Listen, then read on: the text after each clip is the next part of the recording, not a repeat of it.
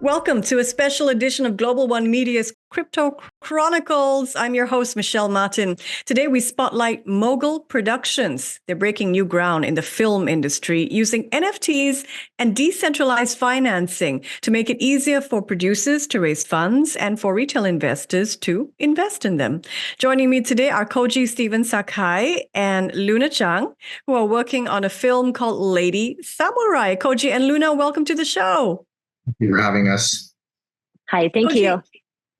Thank you both. Koji, can you give us a quick overview? She's formidable. She's female. I had no idea that females fought alongside males when it came to feudal Japan. What is the story behind Lady Samurai?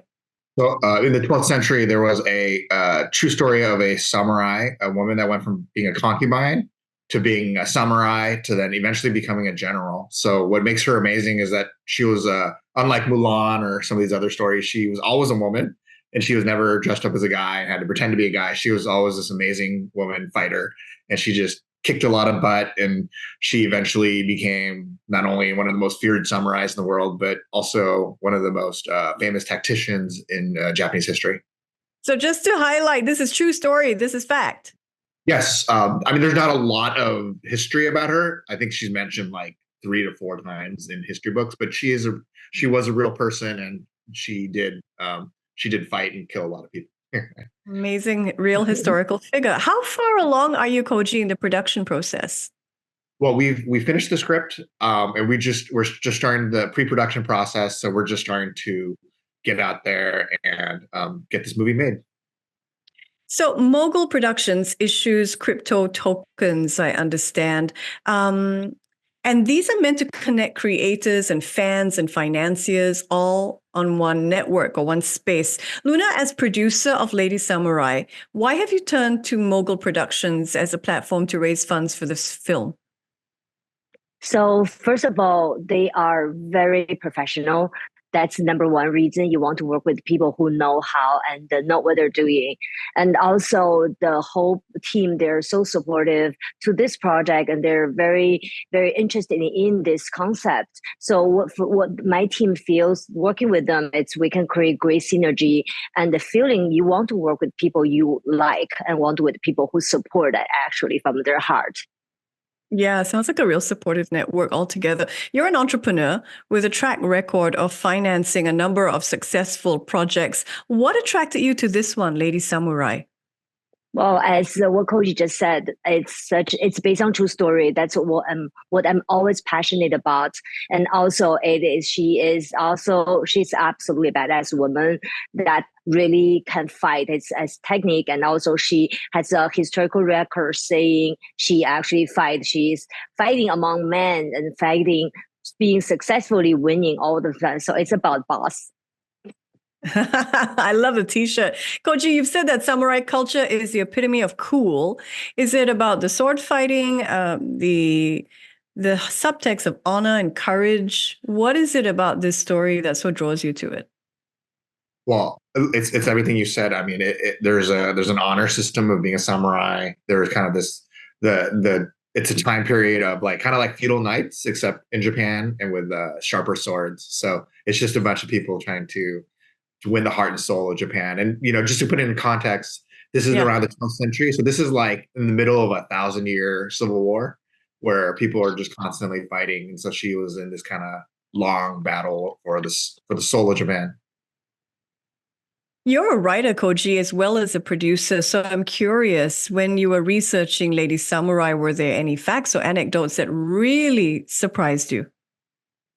Yeah, I mean, one of the things that surprised me was, you have this perception a lot of times of kind of these noble samurais, but you realize that samurais or anybody like knights or anybody, they're all human, and so you find a lot of information about what it was really like, and it was a lot more bloody and a lot more crazy sometimes than they portrayed, I think, in the media.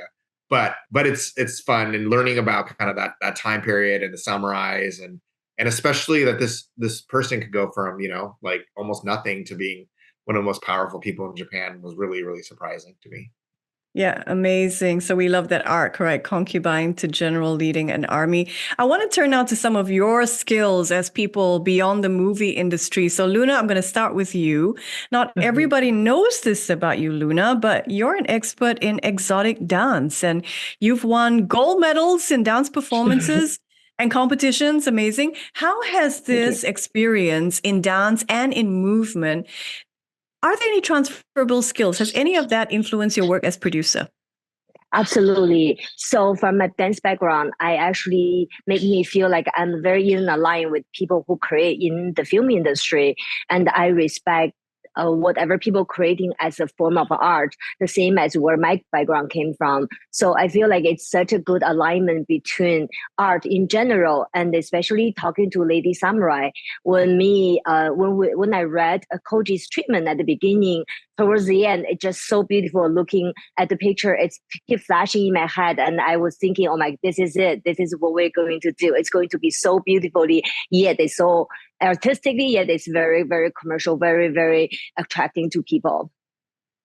Koji, you have a black belt in Kendo, which is a modern Japanese martial art that's grounded in samurai swordsmanship, I understand. How did you apply this to Lady Samurai's fight scenes?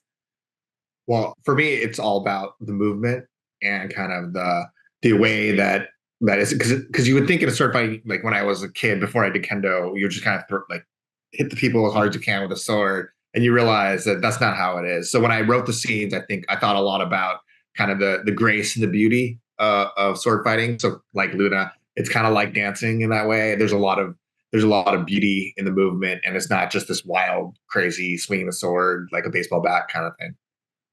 Now, at this point, viewers may be wondering if they can still invest in Lady Samurai. Koji, I'm coming to you for this. Is it too late to buy Mogul tokens? And if they invest in your film, what do they get out of it, the retail investor? Yeah, it's not too late. Definitely, we're always looking for people to help support the movie. And one of the great things about working with Mogul is that there's a lot of great tiers that start from simple things with NFTs and keychains or something like that to even becoming possibly an executive producer on the project. So there's a lot of really really great opportunity, and that's a really great way to get these films made.